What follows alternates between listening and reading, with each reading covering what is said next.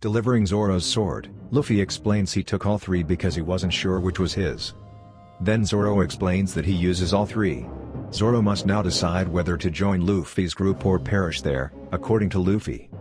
Zoro finally consents to join Luffy's crew. As the Marines stare in disbelief at how Luffy managed to dodge their gunfire, Captain Morgan realizes that Luffy must have consumed a devil fruit. In his explanation of the enigmatic devil fruits, Captain Morgan gives instances like the power to breathe fire and the capacity to cause tsunamis. After that, Luffy offers Zoro the three swords in exchange for him joining his group.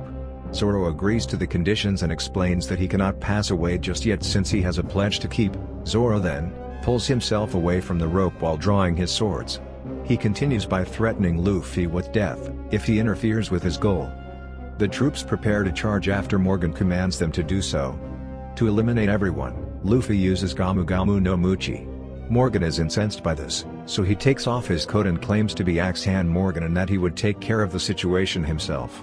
In response to Morgan's challenge, Luffy charges at him and swings, but Morgan blocks with his axe. The two fight fiercely, with Luffy eventually taking the upper hand, pushing Morgan to the ground, and pummeling him with his fists. Kobe is then threatened with being shot by Helmeppo, who warns Luffy to stop attacking or he will carry out his threat. Kobe says that even if it results in his death, he will not obstruct Luffy's dream. As Luffy turns to face Helmeppo and prepares to strike, Morgan rises up in front of Luffy. Luffy uses Gamu Gamu no pistol to shoot Helmeppo in the face and knock him to the ground as Morgan swings his axe. Zoro strikes him across the chest, preventing Morgan's axe from hitting Luffy in the head. When Morgan is defeated and falls to the ground, Luffy, Zoro, and Kobe are shocked to see the Marines celebrate by firing their weapons into the air. In another place, Nami locates a map in the Marine base, but there is a message from a pirate, named Buggy, there instead, claiming he previously grabbed the map.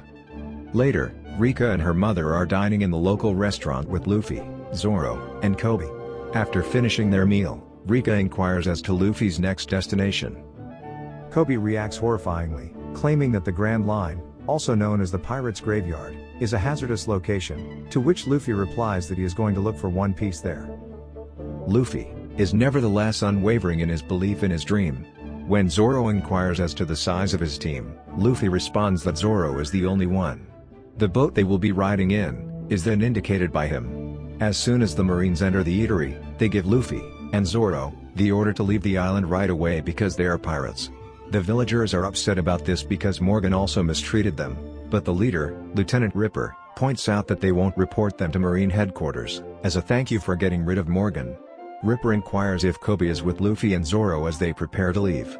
But Luffy explains how he was Alvida's slave during his time on board our pirate ship, which causes Kobe to be enraged, since it will prevent him from joining the Marines. When Kobe finally has enough, he strikes Luffy. Luffy then strike back at Kobe, which caused Marine to think that they were not together. The Marines also tells Luffy and Zoro to go, after understanding the situation. Kobe requests to join the Marines as they depart, and is granted his request.